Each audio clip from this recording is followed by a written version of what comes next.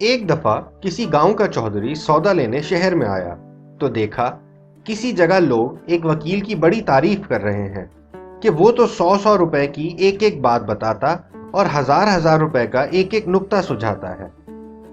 چودھری نے دل میں کہا ہم بھی چل کر اس کی کوئی بات سنائیں تو بہت اچھا ہو۔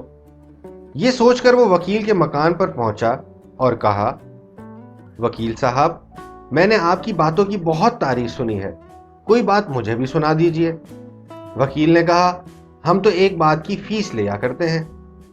یہ سن کر چودھری کا شوق اور بھی بڑھا اور اس نے 15 روپے نکال کر وکیل صاحب کے سامنے رکھ دیے۔ روپے لے کر وکیل صاحب نے ایک کاغذ کے پرزے پر یہ مصرع لکھ دیا، آج کا کام نہ رکھو کل پر۔ چودھری واپس آیا تو مزدوروں نے کھیت کاٹ کر بہت سا غلہ نکال رکھا تھا۔ شام کو وہ چودھری سے مزدوری لینے آئے تو اس نے کہا اس اناج کو گھر میں پہنچاؤ گے تو مزدوری ملے گی۔ مزدوروں نے کہا اب تو وقت گزر چکا ہے، کل دن نکلتے ہی رکھوا لینا، دوسروں کے اناج بھی تو سب باہر ہی پڑے ہیں۔ چودھری بولا بھائیوں، میں نے تو آج ہی 15 روپے دے کر یہ بات سیکھی ہے، بس میں تو اسی وقت رکھواؤں گا۔